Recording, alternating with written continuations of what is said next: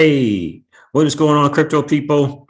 It is the Crypto Siege with another day in the life in the crazy life that is the digital asset space. Good morning and happy Wednesday to each and every one of you. Got some interesting stuff going on today for sure. The Treasury Department is coming after DeFi. We all knew that. We talked about that on the stream a couple of times now, more, if not more. Without question, they're coming out after this decentralized peer-to-peer system. Why? Because that the peer-to-peer decentralized system is called DeFi. We don't need them. We don't need them, and they know it. And they're trying to backhandedly, if you will, come after the DeFi space so they can, it's a power grab without question. We all know that. And so thank God we have the Blockchain Association. But again, like we said on this channel, we as a community, as a DeFi space, will have to up that ante in terms of the political PAC and funds and donating.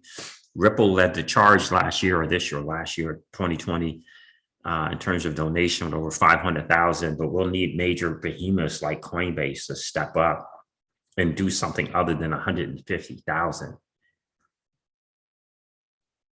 150,000 Coinbase, really?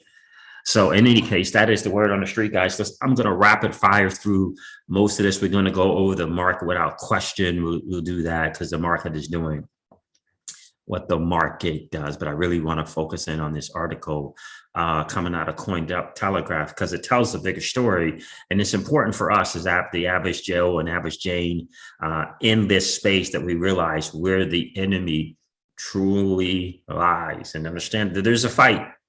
It's a fight. It's a fight for our ability to make our own choices when it comes to money. Hashtag Gary is not your friend. Sorry, guys. Listen, this is your XRP Ripple news in around 0 to 10 minutes. Shout out to Michael Val 5 links for sharing this on Twitter. It's Michael at Val 5 links on Twitter. Always sharing with the community. We appreciate you, bro. General Counsel to Compound Labs, Jake Chervinsky, has warned that the Treasury Department wants to capture the DeFi sector through the crypto provisions added to the infrastructure bill. Okay, let's go over here. So Treasury Department wants to capture DeFi with the infrastructure bill, says Jake Chervinsky. General Counsel to Compound Labs, Jake Chervinsky, has warned that the Treasury Department wants to capture the DeFi sector through the crypto provisions added to the infrastructure bill. The last-minute cryptocurrency provisions added to the United States infrastructure bill sought to capture DeFi, argues the General Counsel from Compound, Jake Chervinsky. Appearing on the Bankless State of the Nation podcast, shout out to Bankless in the podcast. Those guys do a great job. On Tuesday, Chervinsky, who is also DeFi chair of the Blockchain Association, said the industry had been blindsided by the infrastructure's crypto tax provisions. Blindsided. It's going to be, I hope you guys watched Dan Morris Jr.'s video the other day, his last video. This is about them wanting to control the space. And what they're going to do is they are definitely going to try to dethrone the peer-to-peer segment of the digital asset space. They're going to try to disrupt it, eliminate it, tax it out of oblivion, whatever you want to call it. And then they're going to pick their chosen enterprise platforms, which they can highly regulate. And they're going to pick and choose those. Yeah, so this is the fight that we're in. Okay, blindsided by the infrastructure bill's crypto tax provision that were announced just 9 days prior to when it was expected to pass through the Senate. While Chervinsky seemed willing to give most elected officials the benefit of the doubt, noting that previous discussions surrounding the infrastructure bill had nothing to do with crypto. He attributed more sinister motives to the Treasury's Department, hashtag Janet is not your friend, to the Treasury Department's role in influencing the legislative process. Conceding he may have donned a tinfoil hat, sure, argued that the Treasury Department was looking for an alternative way to invoke the harsh reporting requirements former Treasury Secretary Mnuchin has sought to impose on self-custody crypto wallets. This is a quote from Jake. This is all about DeFi. This is the Treasury Department trying to work out how to get jurisdiction over DeFi and also expand its warrantless surveillance over a peer-to-peer financial system. Stravinsky stated that he was informed that the Treasury Department had initially opposed exempting network validators and software developers from stringent third-party reporting requirements under the bill, as it was considered the altered legislation would not adequately capture DeFi. That's why we couldn't get the language changed to only capture the centralized exchanges, he concluded. We found out very quickly that it wasn't just a senator's misunderstanding. The Treasury Department had played an important role in drafting the language and also ensuring that any revision we proposed was going back to the Treasury Department for their approval or rejection. As I understand it, that's why we then got a competing amendment that specifically said that exemptions is only proof of work. Minor, Stravinsky added. The idea that you would carve out an exemption for what is viewed as the really bad, horrible, climate changing, cause ocean blowing proof of work mining, but then not have that exemption for proof of stake validators just makes absolutely no sense. So he's saying that the exemption was only for the proof of work miners. Okay. Despite the Treasury Department backing down on its position after realizing it could not steamroll the industry, Stravinsky emphasized he was concerned unelected Treasury officials have too much influence on the legislative process. The idea that secretly behind the scenes, it isn't senators we're negotiating with, it's some unknown bureaucrat buried in the Treasury Department. To me, that is a deeply troubling situation to be in. Just understand the bigger fight, guys. That's the thing that's important. We have to know who's on the other side of the line, right? We know what side of the line we stand on, but we have to know who's on the other side of the line. It's hugely important, and we know.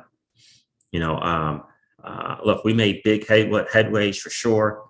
We need to become more powerful, and that is going to obviously involve the dollars. That's just the way it is. But we got to be on a heads up. We got to know.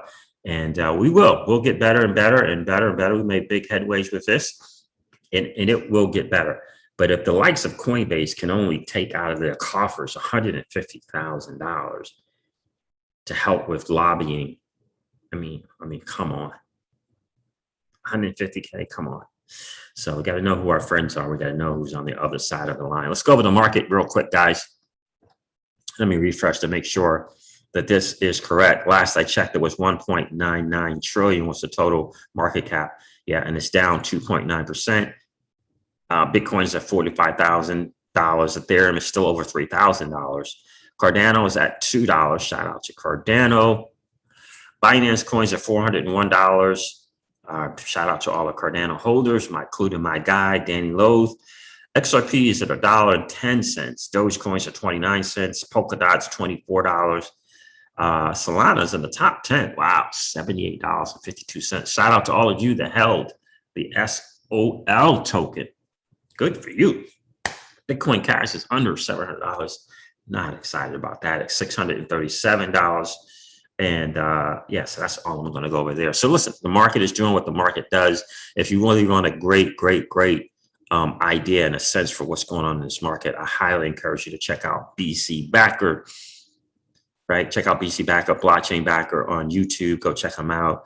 His analysis of TA is just absolutely awesome because it gives a greater perspective as well as in addition to the TA.